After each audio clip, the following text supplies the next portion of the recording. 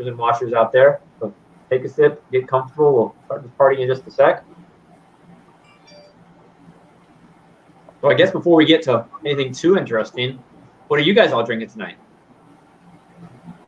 Rob, let's might as well start with the guy in the center. So I'm drinking a double New England hazy from a brewery in Akron called R. Shea. They put out a whole series of beers kind of called a COVID releases, obviously during the time that everybody was kind of shut down here in Ohio. And so they released a new, either a new New England or a new stout every Friday night for about 13 or 14 weeks straight. And this is one of them. So. Sounds tasty. And I don't think, Kate, we've only seen you take one sip. I couldn't get a catch of the color. What are you sipping there? So I'm drinking a Smash IPA from Lone Pine Brewing in Magnolia, Texas, just local down the road from me. It's called Yellow Rose. It's one that I always pick up and give to out-of-town people if they haven't had Texas or Houston local craft beer. You didn't want to ship us all one we could drink together? I could. I don't know if I've had any Houston craft beer in a while. Oh, you're missing out. It's grown a lot. Awesome. And Art, what are you sipping on tonight? Are you sipping on one of your own? No, Pepsi Max. I haven't had time now. I was cooking. We had 3 people cooking dinner, and you saw me eating right before we went live, and just something cold in the glass. That's all I was trying to do right now. Hey, we'll let it get you through the night. This is actually the first panel discussion we've done in the evening hours. Normally we're at 11 a.m. Eastern time, so that's a little bit early for some people maybe to crack beer. We normally have coffee or water or something like that, so this will be a fun one. We might get a little crazy tonight. Now, Wayne, are you able to hear us? Okay, well, we're going to go back to the circle and start again, but I appreciate everybody tuning in tonight. I think this is our 5th panel discussion, what we've dubbed a craft beer in a year conversation, because we're just talking about the state of the industry, where it's going, everybody's thoughts, and so on and so forth. And I think bringing you guys together is going to be a really fun time. I know, Art, you said you've spoken to Wayne before, but besides that, we're pretty much all strangers here. We've all talked on the internet before, but never face-to-face, which is kind of a fun part about the internet. But I think it's a big part of all of our lives, because we all run some sort of fairly large craft beer group that I honestly think has a pretty big impact in the industry. And I launched a Craft Beer Professionals group a little over 3 years ago because there wasn't really a group where industry professionals could talk to one another. And I thought there was a need for it. And we've got nearly 10,000 members now. And I learned probably more than just about anybody in the group. I check it every morning when I wake up, every night before I go to bed. I just love learning everything from business to the beer side of the industry. It's just a lot of fun. But you guys, you also have groups that might have been around a bit longer than mine and have a bit more people in them as well. So Rob, tell me about your group. Where are you at? So the group was kind of what came along second. It initially started as a Facebook page. And it started as a Facebook page in response to overall just the growth of the local industry here in Ohio, Northeast Ohio. So there's a really seasoned beer writer that writes for the Akron Beacon Journal named Rick Armand. And I remember getting into a Facebook conversation with him one day, and he was telling me, because he's been writing for the Beacon Journal and other publications in Ohio for probably close to 10 or 15 years. And I remember him telling me at one point in the state of Ohio, he knew literally every single brewer in the state. And it had gotten to the point that there were so many new breweries opening every week that he couldn't write about them all. And unless somebody contacted him directly, he would have no way of ever really doing a story on them. So I kind of, in reaction to that, I thought, well, maybe I can do a little bit here to kind of help and help cover some of the stories of some of the new breweries that are opening in the area. And I decided to launch this Facebook page. And so how long ago was that? Northeast Ohio Craft Brewery News launched in January of 2017. So it's just had a 3.5 year anniversary. And that's for the page, or is that for the group? That's the page. And the page has grown to a little bit over 10,000 followers, about 10,300 followers. Most of them local here to Northeast Ohio, but we do have some stragglers from around the state, Toledo, Columbus, Cincinnati that do follow the page as well. And then the group was launched probably about a year and a half later, and that has close to 5,000 followers. It's probably about the second largest craft beer group in the state.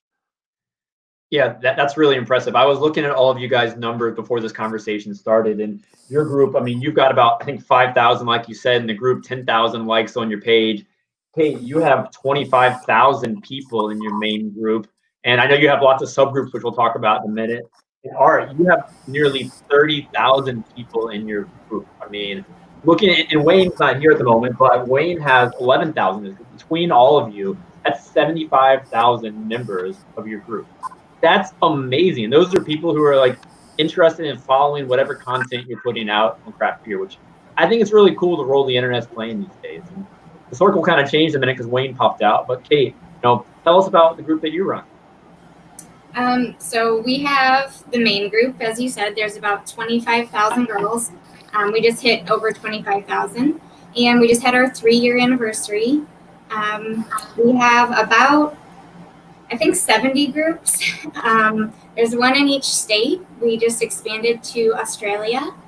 And I don't know, it's just a community for women who love craft beer. And it's more about the community and just connecting and friendships. Awesome. We're going to hear about more why you started shortly. Now, Art, tell us about your group, Milk the Funk.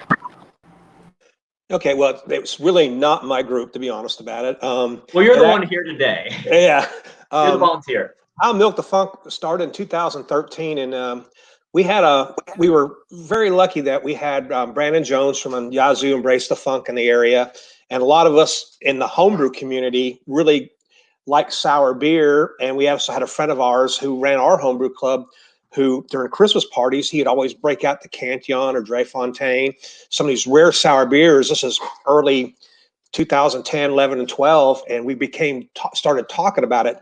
And one of our members, Ryan Stegall, and his partner, Matt Waris, they're getting ready to open a brewery, hopefully, and decided they wanted to talk about sour beer, and they started this Facebook group. But I was probably the 150th member. They said, you want to, wasn't even a big sour beer fan at the time. It was just something that just kind of caught my eye. And so I was just watched the group grow for 3 or 4 years, and then I got this little camera called a Mevo camera. It's a little portable live streaming camera, and because I'm in the steel business and I cover about 7 states, and I was driving around to these going to my customers, and at nighttime hitting up breweries. I thought, hey, let's talk to these brewers. And so to do that, they had to make me an administrator for the feed to go on their page. And they were real popular. And then the wiki editor, Dan Pigsley, and Matt Humbard, who's a patent brewing out of Maryland, and he's a PhD, they wanted to do a podcast, and they asked me to host it. And I said, well, I wasn't sure, but so I took the tack. Those guys are really smart. And if you listen to Milk the Funk, the podcast, we have some really nice, just easy listening podcasts. And sometimes we get deep into the science, microbiology and all that. And so I took the tack of I'm representing the brewers who don't have a microbiology degree, and sometimes I'll tell these guys, hey, slow down a little bit, explain what that means to the brewers who don't understand all the science, but want to know how it's going to make their beer taste. And so over the years, it's grown. And then, of course, during the COVID thing, I've done a lot of live streams using this StreamYard. I've talked to people we talked to brewers in Peru, we talked to brewers in Brazil, we talked to brewers in Portugal, and we had our biggest one last Wednesday night was in the craft beer and the sour beer world. Judging beer, it's a big headache, and you have a lot of people don't understand it. And I was fortunate enough to be invited to go to Peru last November to talk about sour beer and also to judge, and met Gordon Strong, who's the head of the BJCP down there. He was the head judge down there, and we started talking. And I said, man, we need to get together, because it's a mess. It's just not. I see all the complaints. And so he agreed, which was really cool. It took us almost 7 months to get it together, but we got Sandy Cockerham, who's the highest rated, I believe, female judge in the country. And then we had 2 highly rated cicerones, M. Sauter from Pints and Panels. And if anybody doesn't watch Pints and Panels, she used to review beer with a cartoon. She's an award-winning cartoonist. Now she's doing these Cicerone syllabus in cartoon form. So you can find Pints and Panels on Facebook or pintsandpanels.com. She's hilarious. She's funny. She's smart. And she was one of the things, and we had Brandon Plyler from Edmonds Oast down in Charleston, another friend of mine who's a Cicerone. And I think we really found we're working together to try to clean up the BJCP sour beer, make it, it's not going to, we're on our way anyway. That's all I can, yeah. But Milk the Funk's grown. I mean, it just keeps growing. We add about 100 members a week. I never would think, we got the 5,000 members, said, wow, 5,000 people like sour beer. And now probably in the next couple of weeks, we'll hit 30,000. Even more so, your high member count. I think it's even more impressive that you launched the group in 2013. I didn't even know Facebook had the feature back then. Yeah, and what really is the amazing fact, we're in over 100 countries. We have members in over 100 countries. And the amazing thing is, now this is using Facebook data, that 80% of our members are active at least once a month on the page. So that means 23,000 people. Isn't that a really fun statistic Facebook gives you? I look at the group insight for my group as well sometimes, and I don't know how much I believe it sometimes because sometimes I agree. It's a little funny. But the engagement that they show you is really impressive. I mean, just like you talked about it just now. I mean, your group is something people wake up and go to bed. They check it because they're really interested in the content that you're putting out. I was getting ready. When I'm at beer festival or something like that, it's amazing how many people come up and say, "Hey, love your group," and take pictures with me. And I think, this is stupid. Why do you want to take a picture with me? And but it's really the science that's been found in the group. I mean, so many microbiologists, yeast labs, yeast guys. I mean, we've made so many discoveries. And the biggest thing about Milk the Funk is the wiki. We have a Wikipedia. And you were literally answering all my questions out of the gate. Okay, I'll slow down. Okay, maybe. Okay, we'll go out. No, I love all the information. I was getting ready to go to Wayne just now, but I think he's still having connection issues. But Rob and Kate, I want to kind of throw it back to you guys because Art told us a lot about why their group started, and Rob, you kind of went into it for a minute. But why you? Why did you feel the need to start your group? I mean, you talk about the news being a problem. You wanted to do your part. What type of value do you believe you put out there through your page, but also your group? And like, why is it different than, say, the local newspaper where your craft beer friend was writing, or online websites that also put content out? Why do people like following what you do? Right. So, all right. So basically, the way the page started was sort of as a, it did start kind of as a way to kind of help Rick out with covering more beer news in the area, because there seemed to be a thirst for that in our area. So 2016, the year before I launched, was probably one of the biggest years in terms of Ohio beer. Locally, just in Cleveland alone, I think we had probably 7 or 8 new breweries open up in downtown Cleveland alone. I mean, it was just an explosive year for growth. So, it was just really hard for him to get out and kind of cover all the stories and talk about all these new breweries. And then there's another good beer writer up in Cleveland named Mark Bona, who works for Cleveland.com and the Plain Dealer. And, he used to do a little bit of coverage too. But between the two of them, there just seemed like there were some gaps in coverage, and felt like I could do more. So initially I did start a website, and I would write some one-off articles, but it really kind of evolved into more of a beer aggregating site, or beer news aggregating site. So from my perspective, with so many new breweries opening, it was just hard to kind of keep track of all of them. I love to get out and explore the neighborhood, go to other cities, check out new breweries, and it can be kind of daunting to follow 100 different breweries' pages. So I kind of created the page in reaction to that, to kind of consolidate all the local news and all the local brewery posts into one neat form. And initially, when I first started out, I was posting probably 5 times a day. Just things that were happening in the area, beer release at this brewery, this brewery got their A1C brewing certificate, this brewery, has this event going on Friday night, whatever I thought might be interesting news to our followers. And it kind of built from there. People seem to like it. They seem to like having one source of news to kind of go to, that just kind of consolidated all the different stories that were happening around a region in one neat package. And then you don't have to follow 100 pages. You can kind of get all the news in one neat place. And that's really what it kind of evolved into, was a beer aggregating news page, rather than me creating news myself and writing stories individually, just kind of consolidating all the great stories from Rick, from Mark, from other beer writers throughout the state, and putting them all in one neat package that people could follow along with. And you didn't have any background in the beer industry or journalism, correct? Other than no background and it's funny you mentioned that, actually. When I did get in this Facebook Messenger conversation with Rick, who I never had met personally in person prior to then, it was just literally I had liked him on Facebook, followed him, and then I posted something on my own personal page about a new brewery opening like 5 minutes from where I worked. He messaged me and said, "Do you work for this brewery?" I said, "No, I'm just a beer geek. I'm just a guy that likes beer." And then we got into this conversation, which he talked to what I was telling you about earlier, about, you know, him at one point knowing every single brewer in the entire state, and now he had no idea who half the new brewers that were opening. And then that's when the light bulb kind of opened in my head and said, you know, I need to do something more with this.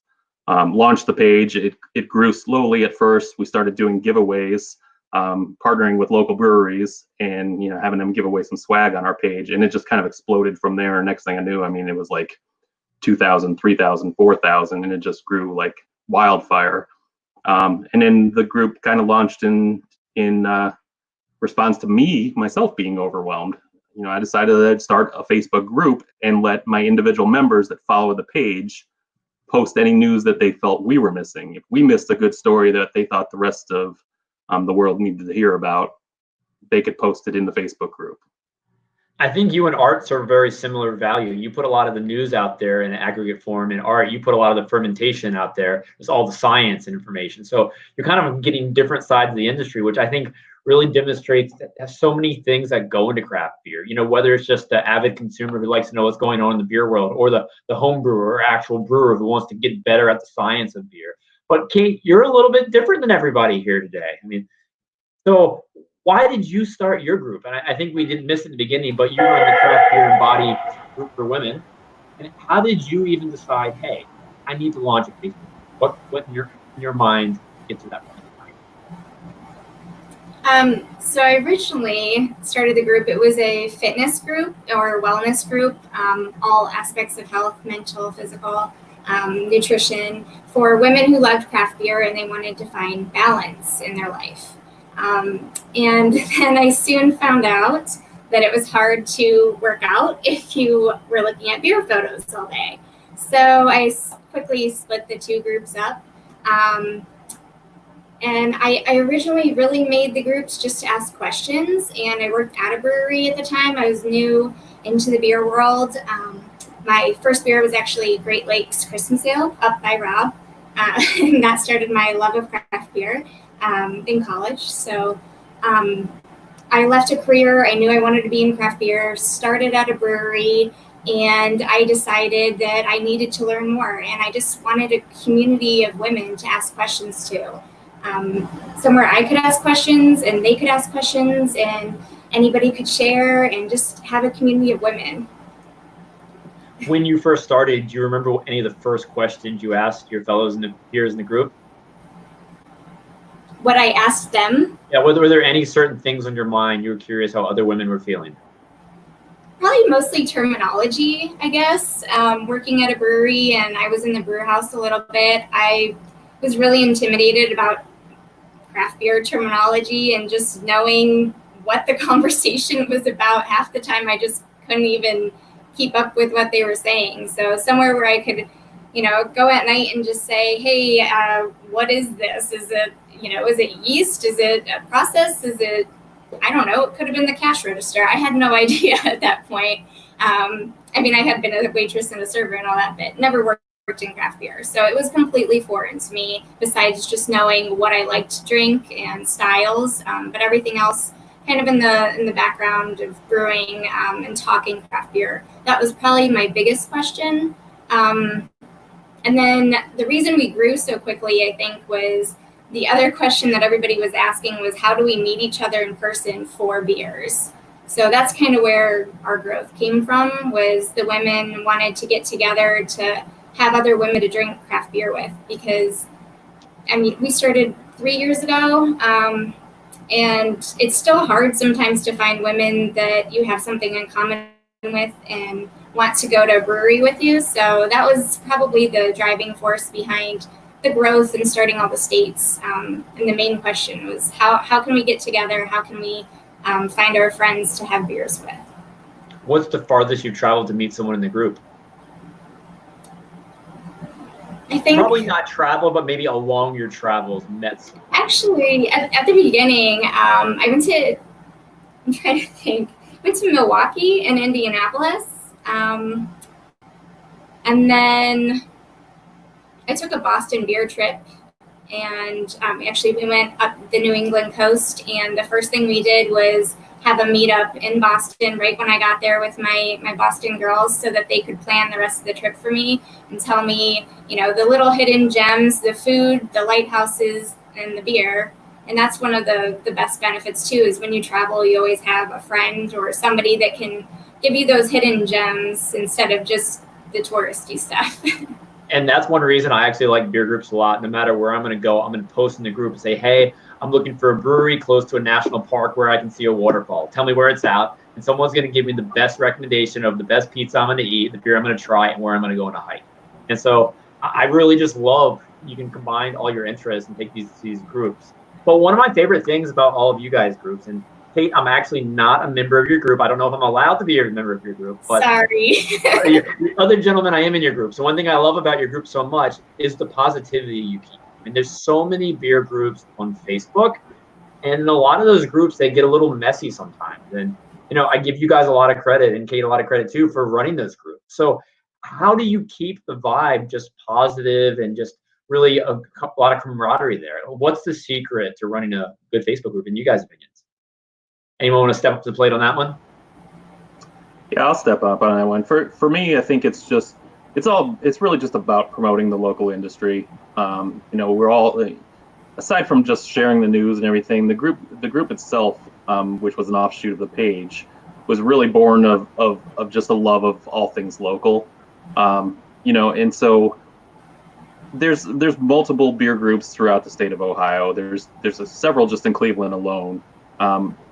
Mine, more broader scope, covers most of Northeast Ohio, but you know, a lot of the other groups, and not to poo-poo or badmouth a lot of them, but there's a lot of some of the groups have a lot of elitism, a lot of trashing of certain breweries that people don't necessarily love, and you know, I made a stated ground rule from day one that this group kind of exists to kind of uplift the industry. If you have a negative opinion about a certain brewer or a certain beer, that's your prerogative. There's other venues and other Facebook groups throughout the state to express that in. This isn't one of those. This is about to talk about your shared love of beer, the things that you really like about beer, the things you really like about breweries, a great taproom experience you had, a great bartender you dealt with, an awesome beer you just had. If you have something negative to say, there's plenty of places to go and say it, but it's not really this group. We're existing to lift everybody up, that rising boats kind of mentality.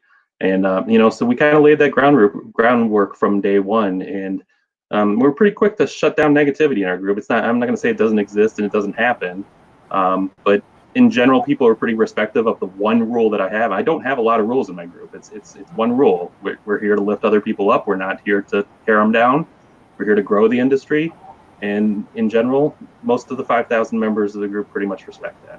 And I think that's one reason you guys' groups are growing so much, because you have that positivity and inclusive vibe there. I think people like that, and you know, it's shown by the success of your groups. Yeah, look, I mean, there's enough negativity in the world, right? With everything that's going on around us, at the end of the day, it's beer. I mean, come on, who doesn't love beer? Let's keep it positive, drink a beer, and enjoy life. That's what it's all about in the end, really, right? No, go for it, Kate. Sorry, to add to that, that's our main role in our group. If you don't like a beer, don't share it. Share what you love, and just keeping the positive space. I talked about this with Andrew. One of our first phone calls we had was the best way to support the industry is making a welcoming space for new consumers and people to learn and see what's out there and expand their palates, all levels. So that was really one of the biggest things for me.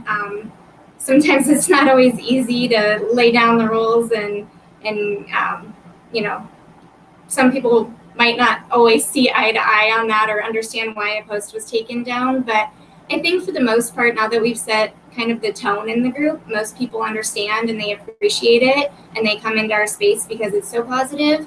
But I think that's probably one of the biggest things is we have all levels, and our girls are really accepting if people come in and they're like, hey, you know, I've only had one craft beer, but my friend said you guys are the ladies to ask what I might like if I like this. And the girls all jump in and they're all supportive, and they tell them, hey, you should try this, or this will be a gateway beer to an IPA. And that's the biggest part about supporting the industry, is growing the consumers for the breweries. And I think the biggest thing is you have to make sure, even though it's not always easy, but you have to make sure that you keep a positive space for everybody.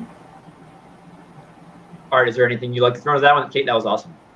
Yeah, we actually have a few rules, not a huge amount, but our site's about learning and discovery.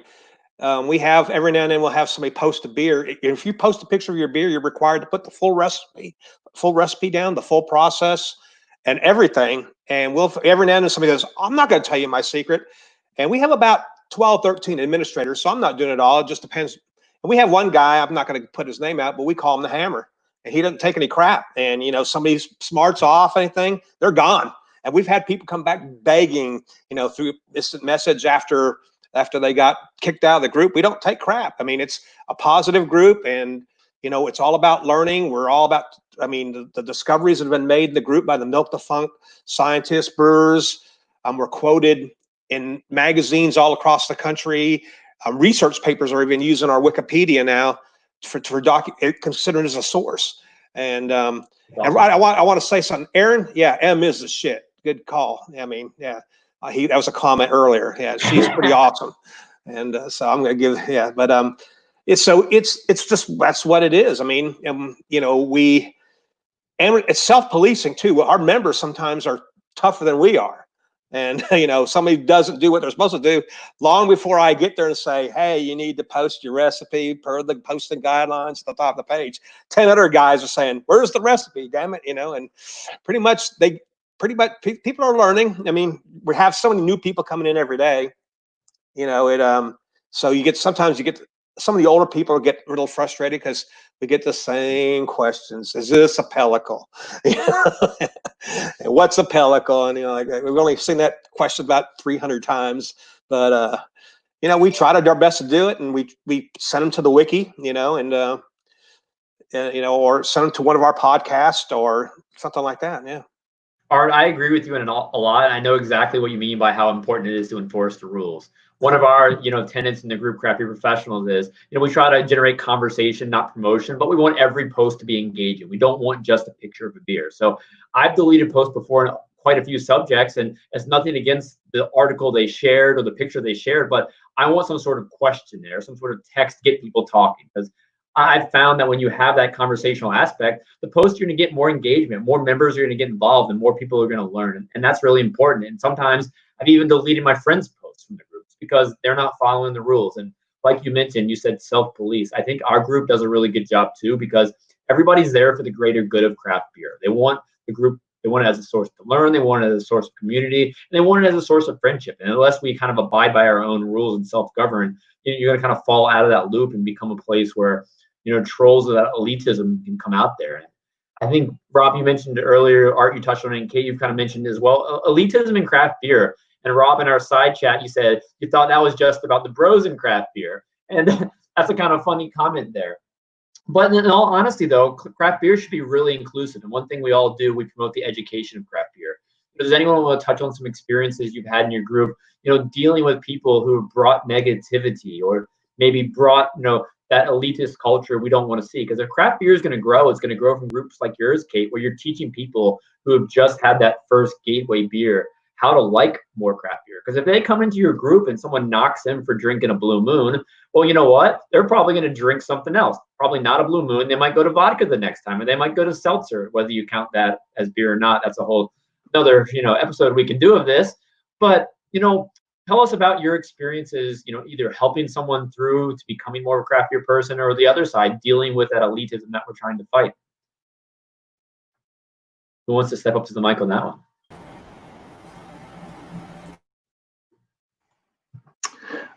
I can take this one. Yeah. So I actually have a kind of a relatively positive story. I've got one guy that's in my group, and I'm not going to name any names or anything, but he's kind of known in craft beer circles around Northeast Ohio and several of the other groups as kind of being a bit of a troll. And he's actually been kicked out of quite a few groups as well. And I'm always kind of the type that will always give everybody the benefit of the doubt, even the trolliest of trolls. Prove me wrong once, okay, I'll have a conversation with you and say, listen, we don't really put up with that kind of stuff in our group. Fool me twice, and then you'll get the boot. But I did have this individual come in, and somebody made some kind of a comment about a Blue Moonish type of beer that they drank, and this guy kind of started piling on a little bit. And somebody messaged me and said, this dude's been kicked out of every group in Northeast Ohio. Just get rid of this loser. So I actually messaged the guy individually and told him, listen, dude, I know you're up around this area. This is a positive group. We don't put up with this. We don't really tolerate this in this group. And he was actually really super respectful to me. He didn't give me crap back. I've had no issues with the guy ever since. He can be a little snide and can make some kind of snotty comments sometimes, but he doesn't take the elitist tone in my group that I've heard that he takes in every other group. And I haven't had to kick him out because of it. He's been fairly respectful ever since then. And, hopefully kind of changed his mindset a little bit and made him realize, like, not everybody's been drinking craft beer as long as you have. Not everybody knows as much about it as we do. And, the intention, if we want to grow the industry really and get more people and bring more people into the fold, can't be always preaching to the choir and talking to the people who have been drinking craft beer forever. It's all about bringing the newbie along that doesn't know as much about it, that's just kind of starting on their journey. And the worst way to grow the industry is to become elitist and turn everybody off. A new craft beer drinker that enters a craft beer group, and all of a sudden 10 elitist jerks start piling on about them drinking Sam Adams for the first time. I mean, the last thing that guy is going to want to do is continue his path in this journey. He's going to think, and these craft beer drinkers are a bunch of jerks. I'm going back to my Bud Light. So, and I don't know if that's oversimplifying it, but I do believe we need to have an inclusive environment, and it starts with not being elitist. Again, at the end of the day, it's beer. Like what you like. Exactly. And I think it's pretty cool you reached out to that guy too to start a conversation, because that's what it's about. You might not agree, but you're willing to agree to disagree. And if you can do that and drink a beer together, then it's a good conversation. Exactly. Well, I'll take a sip for a sec. Speaking of beer and inclusivity, I'm drinking my local brewery's Smart Mouth Brewing's Black is Beautiful beer. And that's a really cool collaboration. That's a whole project that Marcus at Weathered Souls did. I think it's getting a ton of attention, rightfully so, for a fantastic cause. And while Black is Beautiful is going to be trying to get more African Americans into the beer world, draw attention to that, draw attention to equality, that everybody should be treated equally. It's a great cause. Kate, you're also a demographic that's not always represented in craft beer as much as, people like others in the room right now. So, and someone asked a question about that. What can be done to get more women into craft beer? You're already doing a huge thing. I don't want to, downplay your 25,000 members in your main group and every other one, but what can we do to get women more interested? I think just building an inclusive space for everybody and making women, when they come into a group or a brewery or wherever it is, feel welcome, or coming into a Facebook group. And I think it's kind of, we all have our own special talents. I don't want to say everybody should be doing this or this is how you should do something. I think we can all build like a general knowledge of the situation and be sensitive to the situation. And then we need to funnel it down and take our gifts and our talents or our brewery or our group, and we need to figure out look inward and then give outward, I guess. Just figure out how we can apply making an inclusive space. And I think it's just going to look different for everybody. But for me, it's just kindness, I think. I think that's just the biggest key is compassion and kindness. You know, when you say something or you post something, and just thinking first of who your audience is, or, you know, is this post compassionate? Does it show that I want everybody to be here? Does it, and not like from an admin point of view, just from a poster point of view, just a member, or a beer tender, or whoever it is, wherever you are. Just kindness and compassion. I think that's what we all need to lead with, and understanding. I couldn't agree with you more. Now, I think when all three of you started your groups, you know, you didn't think of yourselves necessarily influencers, and I don't know if you want to use that term, but when we think of like a craft beer influencer, we think of the people who are paid to post pictures on Instagram with, like, you know, beers on a beach and things like that. But, you know, I think people like you three have that same power above your audience as well. It's not above your audience. You've just created something that's really, really valuable. Do you think of yourselves as influencers in the craft beer space? Art, I'm going to pick on you. Okay, never mind. Go ahead.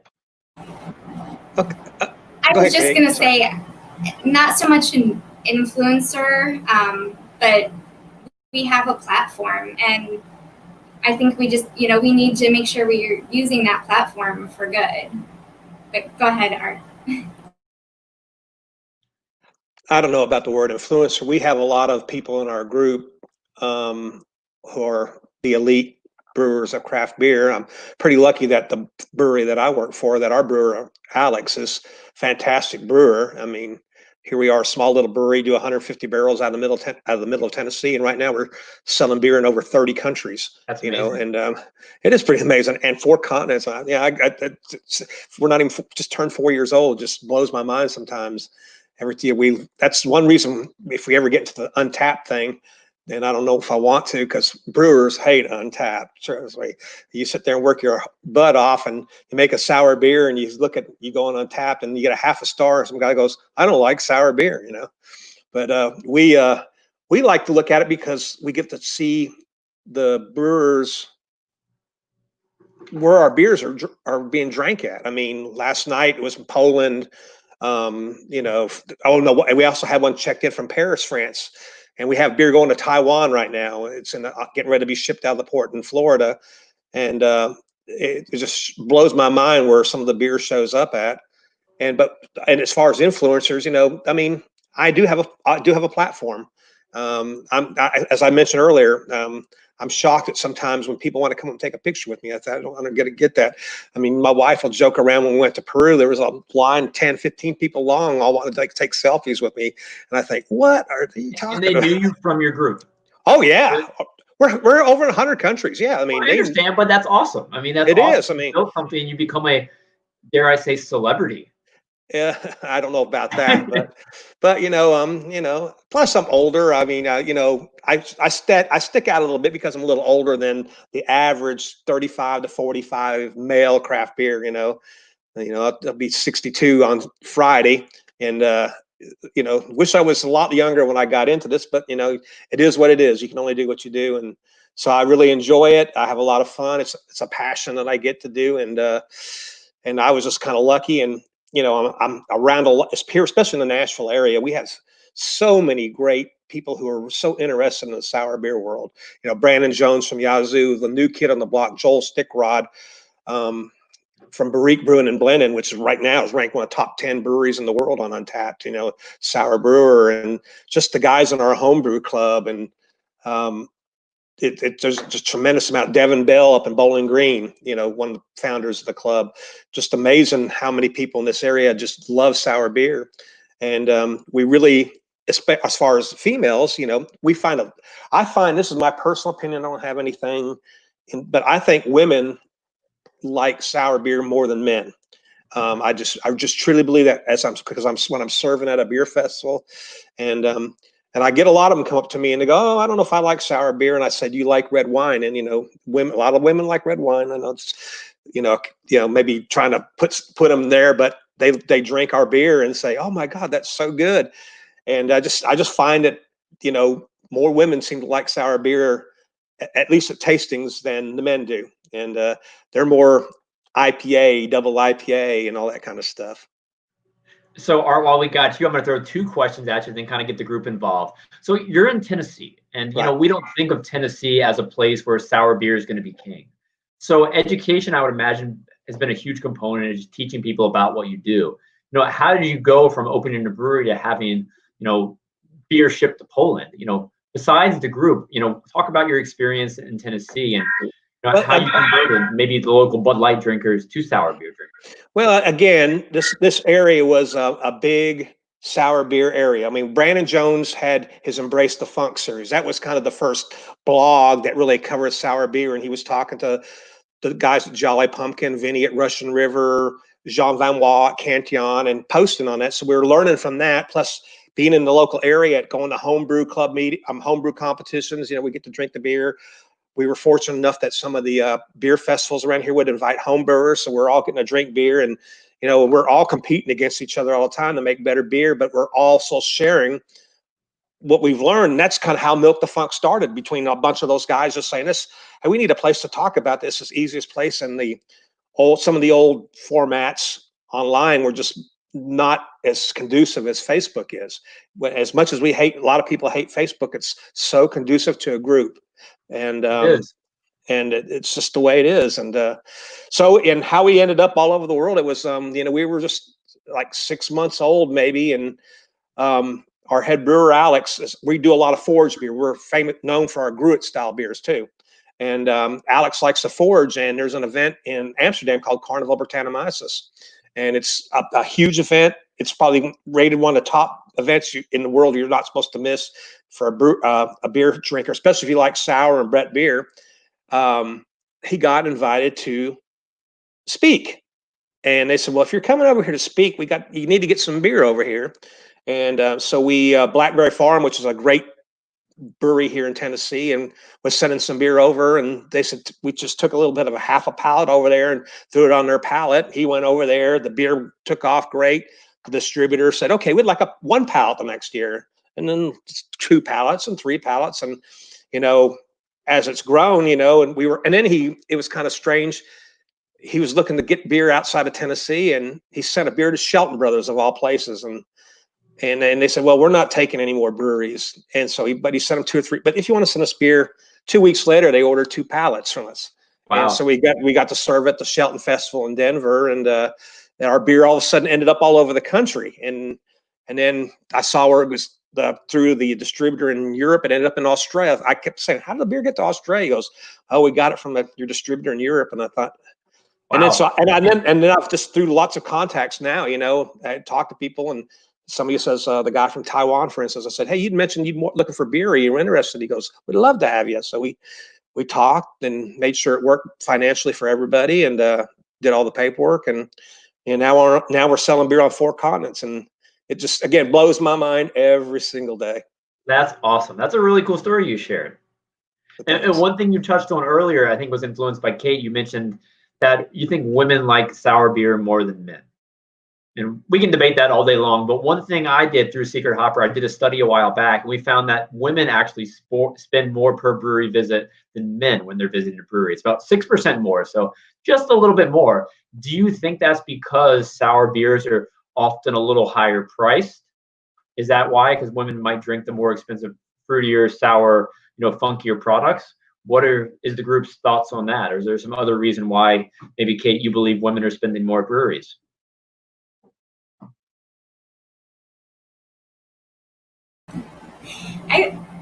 I honestly think. And that's data talking. That's not me talking.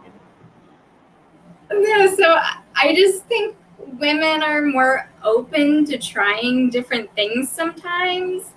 I think that our palates are a little more open. I don't know, like my husband sits down at a brewery, and a lot of my guy friends, and they'll drink their one IPA or their whatever they want, and I'll go up to the bar several times, and I'm like, "Oh, I want to try this. I want to try this. I want to try this." So I might get a couple 4-ounce pours of I drink anything. Box, brown ales. I like more traditional beers. I'm not really into sours. But You're not proving our point here. Open more to stuff, and we want to try more. No offense, guys. I think she's right. I mean, when I'm at a brewery, and you see, it might be they may not want to drink as much beer, and so they're trying the board. They're trying a tasting board, 4 or 5 beers, and if there's a sour beer on there, they drink it if they like it. If not, they hate it. But I think Kate hit on it. Guys go in there and they want the biggest stout they can find, or they want the bitterest IPA, and the ladies are trying 5 or 6 different beers, those in the 4-ounce pours and things like that. I mean, again, that's just looking at it, no data behind it, my thing. And I mean, it's the same thing when at beer festivals, when I just feel like we may not have as many women, because there's not as many women usually at a beer festival as the men, but the percentage of people trying a sour beer and liking it, and to me, I think is the female side of it wins on that. I totally agree with that. I mean, I'm kind of an anomaly when it comes to guys. I go to a brewery, and I mean, look, every brewery worth their salt produces an IPA. I mean, if you don't make an IPA and you're a brewery, you're probably not going to be in business real long, because that's what sells, right? But I make a conscious effort every time I go into a brewery for a first time to not order the IPA on the menu, unless that brewery is specifically known for IPAs. I mean, I'm going to try everything on the board, whether it's a smoked beer or a sour, or whatever strange combinations of ingredients are being thrown in. I'm going to try it, but I am kind of the exception to the rule when it comes to guys. I do agree with that, and again, hardly scientific evidence, but just from the interactions and the things that I've seen posted on my group locally, when the guys are posting something about a beer that they're drinking, most likely, to Art's point, it's the hoppiest, craziest, haziest IPA, or it's the most pastriest stout. And when the women are posting, the posts seem to be a little more varied. A brown ale, a sour. So women do seem to have a little bit more of an expansive palate, and a little bit less risk averse, and more open to trying new things. I agree. I agree with Rob on that. I'm the same way. I'm a big fan of the half pour. Now, you see this discussion on a lot of the craft beer pages. Is it worth it? Is it worth to have samplers? Is it worth to do small pour? And I'm a big believer, and I see people get upset when somebody charges more for a half pour, but it's the same amount of labor. I would rather pay 50 cents to $1 more for a 6-ounce pour over a 12-ounce pour. Number one, I get to try 4 or 5 different beers. Then I might settle on the pint. Number two, because I'm on the road traveling, I don't want to get bombed. I'm getting older too. I don't metabolize, or at least I don't feel as well in the morning if I'm drinking. And, but, I just like to try different beers. And, I'm really on, like a lot of people, the Pilsner and craft lager kick. My favorite story to tell is when I'm at Carnival Britannomyces, and you've got some of the best sour brewers in the world all sitting around, and we're going to this place called De Wilderman's. It's a little craft beer bar, and you'll have 40 or 50 brewers there, and every one of us has a Jever Pils. It's a German Pilsner. I love it. I think everybody loves it. They go through, I think they told us in the 4 days that event goes on, they go through about 4 half barrels. And they said they don't sell it the rest of the year hardly, but when we all those people from all across the world, we want a good, you can only drink so much sour beer anyway during the day, and we just head all over there at the nighttime. And you see, I've got some pictures I've posted on Milk the Funk and on my own personal page, where you pictures watching 30 or 40 of the best sour brewers in the world, and every one of them's got a Pilsner glass. No, that's a good story, because we can't all drink sour beer. We can't all drink imperial stouts all day long. I think you can tell a lot about a brewery or whatever just by their pills. It's usually the first thing I order at a new to me brewery. They order the pills. This might be a discussion for a different day, but I think it's really interesting for social media and Facebook groups on how it's social media is changing beer in the fact that it's not really that interesting to anybody when you post a Pilsner or a Bock or a lager. So people are, I think a lot of times maybe it seems like people are drinking more of something than maybe they are, because they're only going to post about that really super fruited, whatever, the new hazy.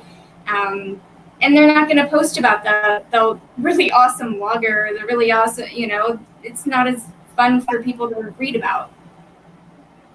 That's actually a really good point, Kate. It's not something we see much in conversation because even in the craft beer group alone, we talk about, pictures social media people at breweries post on Facebook. They want to post really pretty pictures.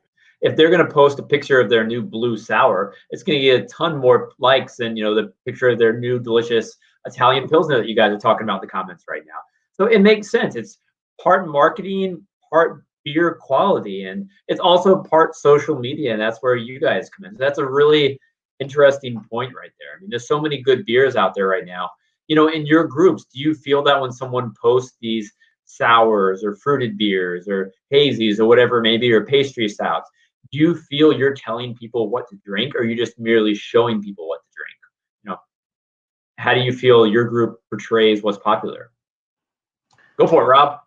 Yeah, I think in general, I mean, the average craft beer consumer, I think, especially the bros, seem to be into what is the biggest, most hyped thing right now, right?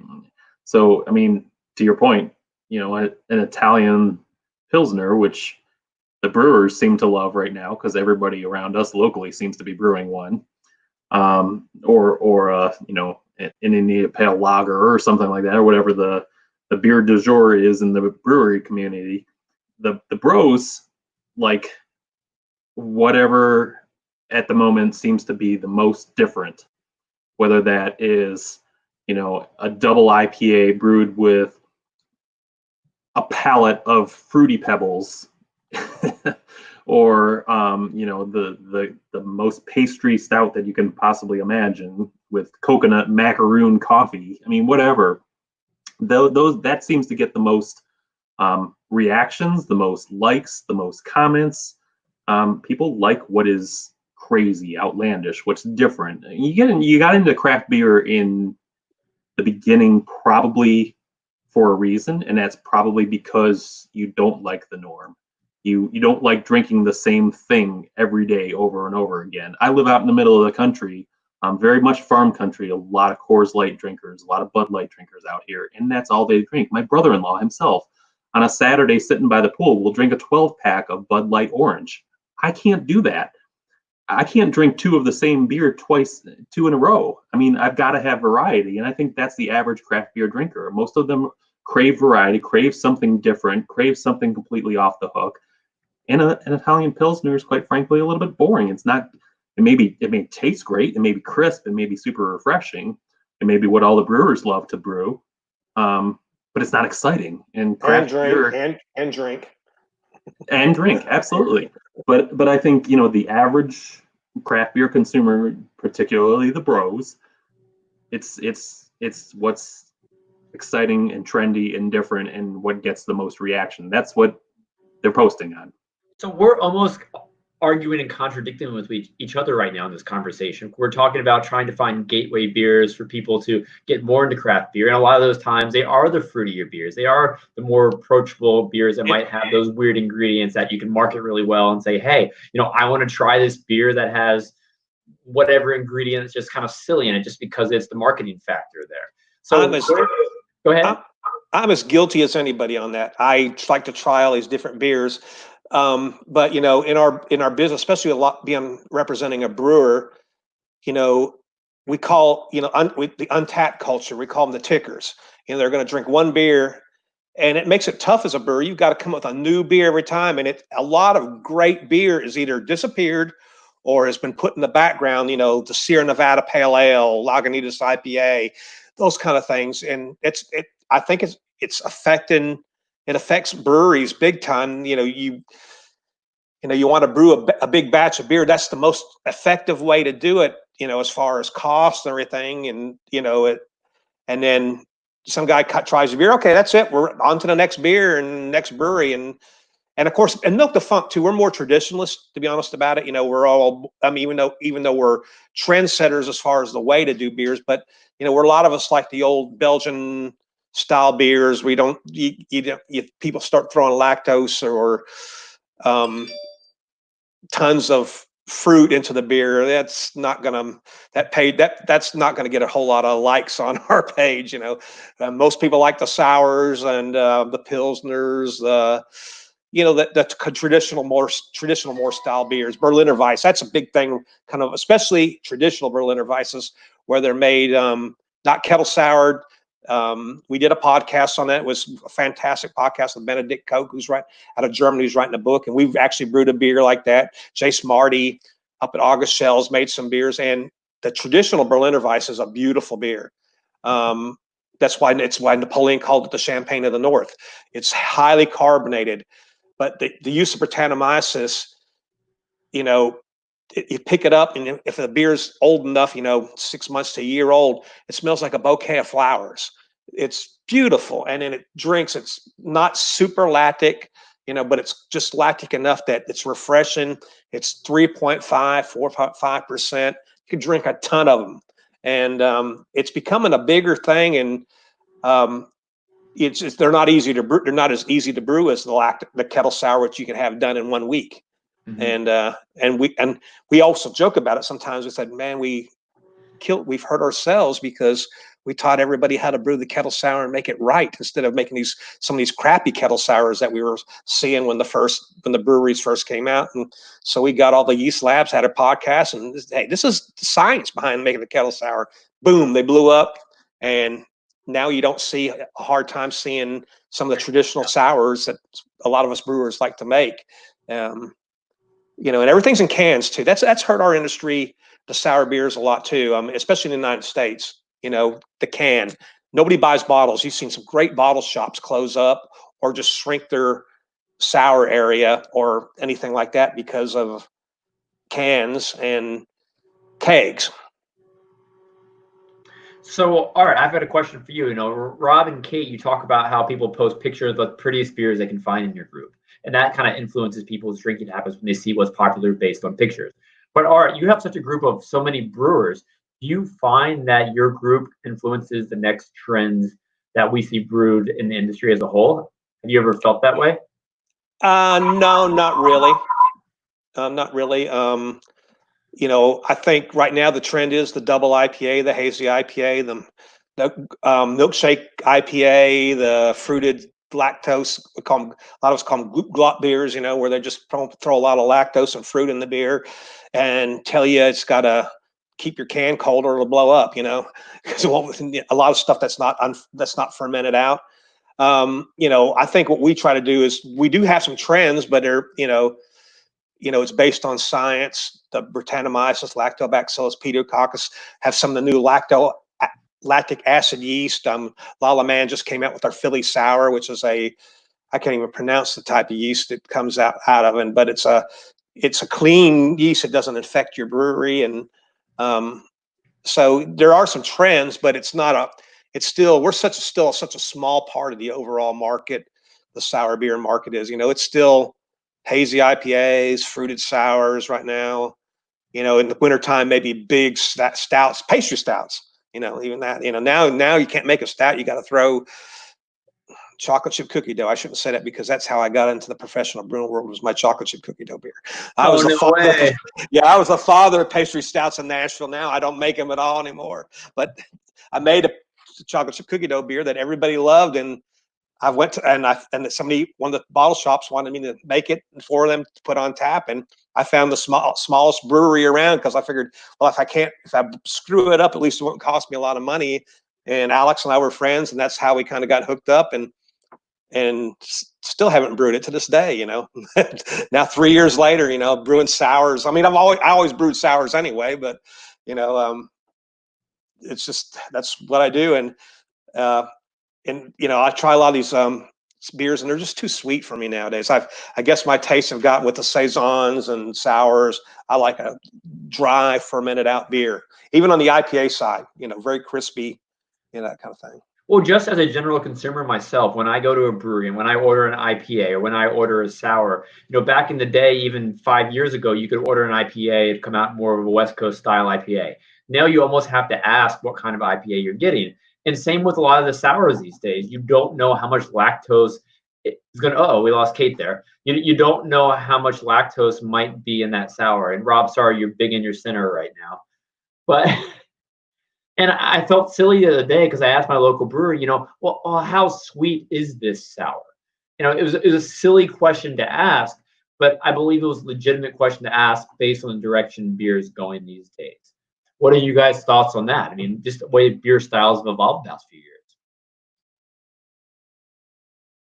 years. And based off your groups, what have you seen? Do you believe your groups, the pictures you see, the posts the discussions you see, are they influencing predicting the popular styles that are coming and going? Yeah, I think a lot of that, especially in now the new yeast is the Kvike yeast. And we were the first people to interview Lars Marskarshold in English, and he was the one who's basically saved farmhouse brewing in the Baltic states up there, Norway, Sweden. Now he's over into Lithuania and finding more and more what we call, the Norwegians are pretty particular. They're the ones to have Kvike. Anything else isn't Kvike if it's not from Norway. So we come up with a term called land race yeast. And that's amazing what these yeasts can do. They don't care what the temperature is. They ferment out in 2 to 3 days. I mean, you're seeing breweries making IPAs from grain to glass in 6 to 7 days, carbonated and ready to go. And they like it because you can turn your tanks over twice as fast. Yep. Instead of waiting a week and a half for an IPA to come out, you can put two IPAs out in 10 days. And it doesn't care what the temperature is. We've actually made one. We did a Flanders Red where we used some Kvike with some bacteria, and we tasted it. It was ready in 2 months. Wow. 2 months. Flanders Red. And it's still selling, still getting great ratings on Untapped, even though it's 2 years old now. I didn't know how. It was interesting to see how it would age, but we drank it, because in sour beer and the Brett beers, but especially sour beer, a beer's ready when it's ready. There's no timetable. You just taste it. You let it sit 5-6 months, then you finally start sipping on. It's not where it is. And then one day you taste it, it's ready. And we just tasted this beer and said, if it gets I don't think it can get any better than this. I mean, it's for what we wanted it to be. So we bottled it and put it out. And but the Kvike yeast, that is the one trend that I think that the Milk the Funker started that has spread out into the mainstream of the beer world, is just because how fast people are making Kvike Pilsners now. A Pilsner or a lager in a week, You believe it started because of the group? Oh, I know it did. So that's because we had Lars. We interviewed Lars. Lars is the member of the group. We started talking about it. A guy named Dwayne Schaaf, who's has a brewery in Missouri, was collecting Kvike samples from all over the world and sending them out free to people all over the world. And so and a lot of the Kvikes originally were mixed cultures too, so they were more on the sour side, had bacteria. And then the yeast lab started isolating the clean parts, trying to find what is this amazing thing that has been hanging out up here in Norway, Sweden, Finland, Denmark area for hundreds of years, that it doesn't make a difference. Because as a home brewer, Rob, you've been a home brewer. I mean, when you first started brewing, the first thing you learn about making beer is to try to control your fermentation. That's when you go from a home brewer to a good home brewer, is when you get your fermentation chamber and can keep the fermentation temperature between 62 and 68 degrees. Now, Kvike doesn't care. It could be 100 degrees, and it loves it. I mean, people are pouring Kvike in a beer, and they're getting fermentation activity in an hour. Wow. Their bubblers going crazy, and I call it Kvike. Yeah, that's the big bike. But it's one of those things that it's that we talked about it, and the yeast labs talked about it, and it's just blown up, and because it's just so versatile. I mean, they take a ring that they dip into their beer and they put it out and hang it, and the Kvike can last for years on that thing. It doesn't need to be temperature controlled, anything. And then next time they brew, they pull it off, dip it back in there, pull it back out, hang it up. And so you've seen the Kvike rings that they have. And It's the most hearty thing I've ever seen in my life, and it has fruity esters. I mean, people are making a lot of Kvike IPAs. You're seeing a lot of the IPAs you're drinking nowadays are going to be Kvike IPAs because their esters, they have a lot of stone fruit flavor when you're fermenting and mix it with some of the fruitier hops. You're getting a lot of the fruit bombs, and just because it makes it so fast, it's almost mistake proof too. You can almost not screw up a Kvike beer. It's very interesting everything you've said about that, because you're talking about a product that's loved by the brewers, but also loved by the consumers. And so many times we see beers that the brewers hate to make, but they sell a ton of. So I think that sounds like a happy medium. That's a pretty awesome trend. It sounds like you guys have started in the group. Give you a little credit there. That's a really good one. Now I have a question, because we kind of passed the hour mark. I don't want to take too much of you guys' time, but like, what's next for what you three have created? You've created massive groups that have audiences that tune in every day. They love the content that you're putting out there. Do you just keep growing by 100 members, 1,000 members a month, or what it may be? Or if you could do anything with your group, and say, let's money wasn't an issue, what would be the next step with your group? Would you do more in-person events?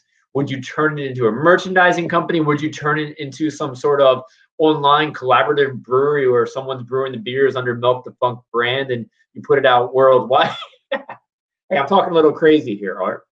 But what would you do if you had no limits to taking your group to the next level? I mean, these Facebook groups are powerful. You guys have proved that with the audiences you have and the content you put out. There's a huge demand, and I think with COVID-19 right now, I know in the Craft Beer Professionals group, when the pandemic first hit, we started seeing record engagement levels in the groups. And it's kind of stayed up really high since then. I imagine you three are seeing the same. But what would you do if, one, it was your full-time job and all you spent was your days worried about your group, and two, money was not an issue? Where would you take it? Come on, guys, get a little crazy with this one. Kate. Okay, so I guess my group is really different. I don't know, it's really about community and building friendships and the women. And if money wasn't a thing, or if COVID wasn't a thing, I think, and it is something we're working towards and we're working on, and we've been throwing around ideas. I think we would have a Craft Beer Girls Festival, just because we've built so many deep friendships and relationships. And these girls, I mean, they meet pre-COVID, they meet in person all the time, and girls have traveled across the US to meet each other. But if we could do a conference together and everybody meet in person, I mean, a lot of us spend all day in these groups. I mean, morning to night. I mean, we have a book club, we have a foodie group, we have a wellness group. You can wake up, check into your wellness group, read your book all day with your beer, and then post in them, and then meet up with your girls at night. So I think that would be the biggest thing, just meeting everybody. It would be so cool. So I think you need to do that. I'm going to hold you to it, because that is an absolutely amazing idea. I mean, you're providing a community who comes together among beer, but you have so many other interests. And the fact that you're just getting women involved and passionate about it, I mean, I love it. I absolutely love that concept. I have lots of You need best to do friends. that when the pandemic's over. Yeah. But where would you have the conference? Where would it be?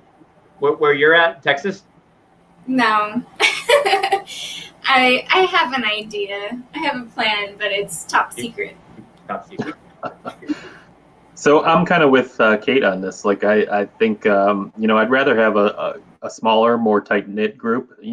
When Northeast Ohio Craft Brewery News first started and it grew to 1,000, 2,000, 3,000 followers, my wife kind of asked me, like, what's your end goal with this? Like, are you going to make any money off of this? Is this going to become something for you? And I said, maybe when it gets to 5,000, I'll do something with it. And then 5,000 hit, and I'm like, okay, maybe when it gets to 10,000, I'll monetize it and see how we can grow it. And maybe we'll have brewers posting ads, running ads on our Facebook page or on our website or whatever.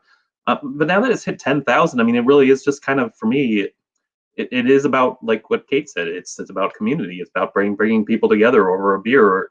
Beer is a social lubricant, right? I mean, it's kind of what bring us all together tonight, right? I mean, it's it is, I mean, it brings people together. And I think that's the bottom line at the end of the day. I would rather have a group of 10,000 people where, 7 or 8,000 of them are really engaged and post on a regular basis and communicate with each other and do meetups and get to know each other in person, than a group of 50,000 where, less than 10% of them are actually active participants in the group. So I'd rather keep it small and tight and have people actually know each other, get together, meet each other in person, and celebrate life and drink a beer together. That's really kind of, at the end of the day, what my end game is, just bringing people together.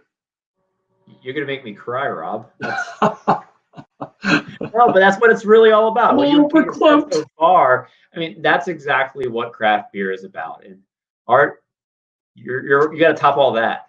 I don't think I can top that, but as far as Milk the Funk, it's all about education for us. We do not take advertisements on our podcast. We turn it down. People come to us all the time. We're trying to keep it. We don't want to be influenced. We want to let the science speak, and the real world experiences speak. Now, if we had a lot of money, I mean, we do sell T-shirts and things like that, because we do have to have the servers running to support the Wikipedia. And I want to, for anybody who's out there, I want to really push the Wikipedia. Dan Pixley has been amazing. The Wikipedia is the Bible of craft beer or sour beer alternative fermentation. It's people say, well, we're waiting for the book. Well, things change so fast. And I call it, it's a living Bible. He updates it almost daily with the new research, the new science.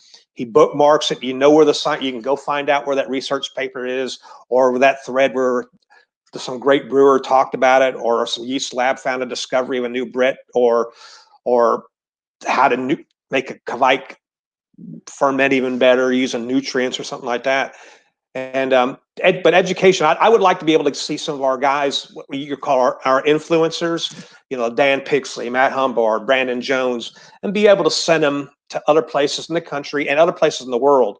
I mean, that was what was so much fun about Peru, and some of my podcasts I've done in the last couple of weeks on, using this format on our Milk the Funk, the podcast page, where we talk to brewers in Brazil, we talk to brewers in Peru about how they're doing sour beer, and I was giving them hints. I said, because when I went there and I was judging a lot of the beer, most of the beer I was judging in the sour competition wasn't very sour. And they go, well, it's a new thing. We don't want to run people off. I said, yeah, but it's not very good, right? And they go, yeah, no, it's not. I said, so people taste this and they're going to go back drinking their IPA. And I said, then I drank a sour by a brewery called Psycho Brewery in Lima, Peru, a guy named Pepe Villaron. It knocked my socks off. It was perfect. It was lactic, but not over lactic balance. The fruits in it were unbelievable. And I wrote on the judge's sheet. I told the judge right then, that's a bad thing.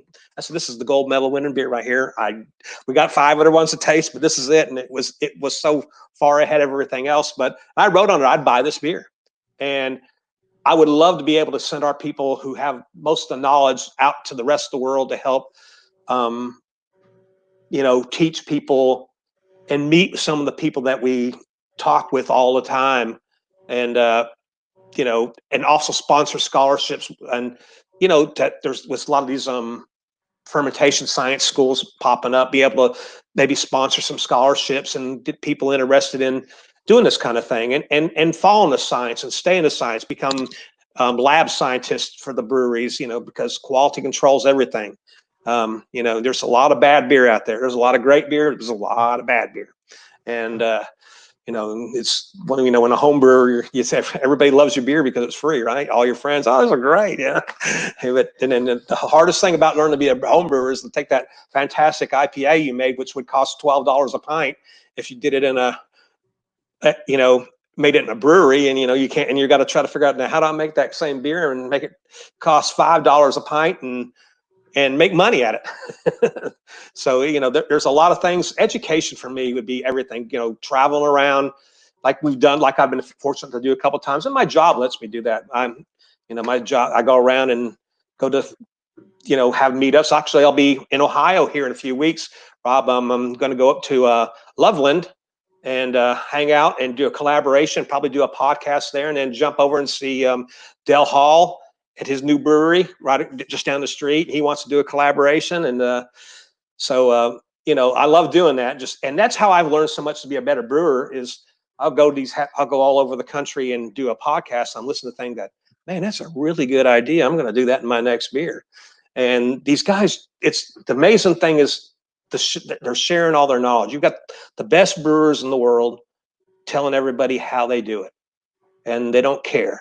There's a few out there who won't do that, but the vast majority of the brewers out there want you to make better beer, and they don't mind telling you how to do it. And even if you have the recipe, just because you have the recipe and all the things doesn't mean you can make the same beer they did.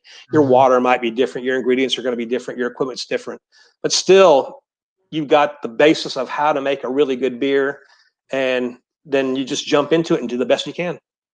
And I think that's exactly how our community of craft beer is going to grow over the next decade. You know, people learning, people educating, people sharing. You know, sharing a beer, sharing information, sharing news. What you guys are doing is awesome. And I really like each of your responses just now, I think is a really good representation of what craft beer needs to be. And I don't really have any follow-up questions. There's a lot of things I want to ask you guys, but I don't think there's a better point in time to end it right now. Because if anyone's watching, you know, if we want to grow, just follow your advice. You know, share a beer with someone who doesn't normally like craft beer. Teach them something that they can learn from. That's one of my favorite things about our group, Craft Beer Professionals. I learn something every day, like I had already mentioned. And Art, I'm sure you learn something every day. And you know, Rob, you see news every day. And Kate, you're either learning something, you're teaching someone every day. And that's awesome when you can wake up and just make a difference in someone's life because of craft beer, not just by doing a good deed, but when that deed involves craft beer, let's just say you've done something special. And I feel like that's a kid's bedtime story just now. But I want to thank you three for being here today. It turned out a really great conversation. We've had a lot of really great conversations. Normally we do these Tuesdays, 11 a.m. and people aren't always as chatty sometimes because we don't have beers in our system. But tonight was really a fun time. I enjoyed talking to all you guys. We're going to be doing another really cool one in a few weeks. I'm going to be announcing, but I appreciate you three, you know, joining today. And my conversation with you guys privately have always been really, really enjoyable. So thanks again. Is there anything anyone would like to say to everybody watching before we sign off?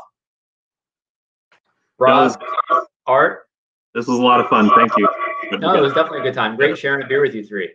Yeah, it was a ton of fun. You know, just like as you said, just drink craft beer. Educate yourself about your brewery that you hang out at, the beers they are doing, so you can help somebody out. You know, but educate and support, especially right now. You know, breweries are having a tough time. This sucks. You know, 2020 has sucked. Okay, and you know, and it's really hurt the service industries, restaurants, breweries. Spend as much money as you can afford to do at them, and just support them as much as possible. Yeah, support your local brewery. And everybody's going through a tough time. Do what you can. That's where our community started. That's where we need to keep supporting it. Well, everybody, thank you again. Let's log off. This is available forever for anyone to view. So hope your faces get used to being on the internet. And thank you guys again, and have a great night. Thank you. Bye, everybody. Good night.